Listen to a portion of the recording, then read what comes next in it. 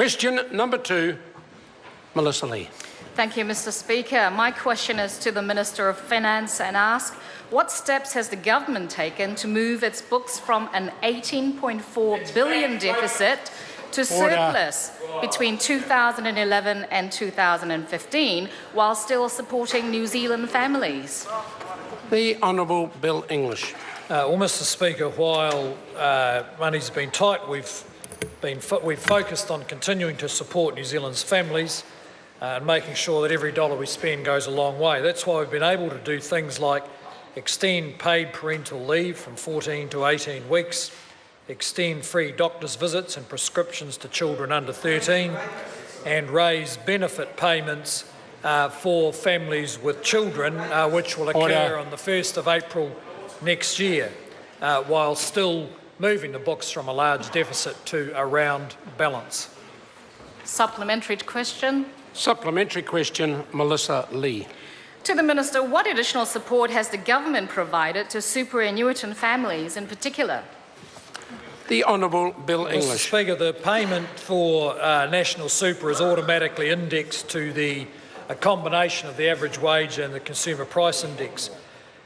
Since April 2008, the amount a couple receive in national superannuation has increased from $880 a fortnight to just over $1,150 a fortnight, an increase of over 30%.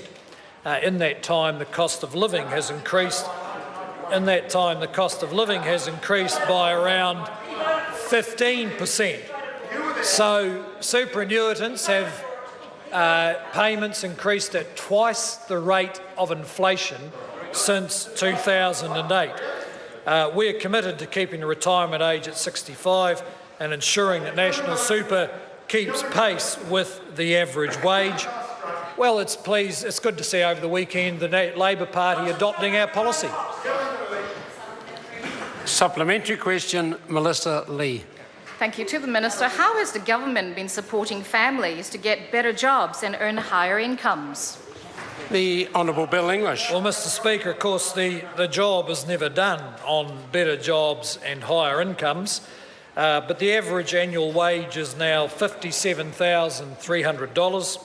That is over $10,000 per annum higher than it was in 2008. Over the last year, average wages increased by 3.1% when inflation was just 0.4%. Of course, the unemployment rate's higher than we would like it, and the business growth agenda sets out 500 specific policies to assist the more investment and more employment. Supplementary. Supplementary question, Melissa Lee. To the Minister, how has the government been supporting New Zealanders who cannot get a job? The Honourable Bill English. Well, Mr. Speaker, for those who have children, in the last budget we announced an increase in benefit levels for the first time in 43 years, coming into effect on the 1st of April 2016. However, we have a very broad and flexible program through the welfare reform to assist people who do not have jobs. We are now using extensively data that enable us to work out who will benefit most from assistance from the government.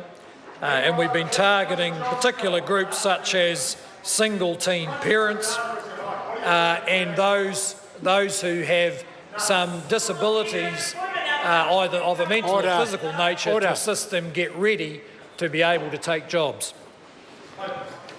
Question number 3, Dennis O'Rourke.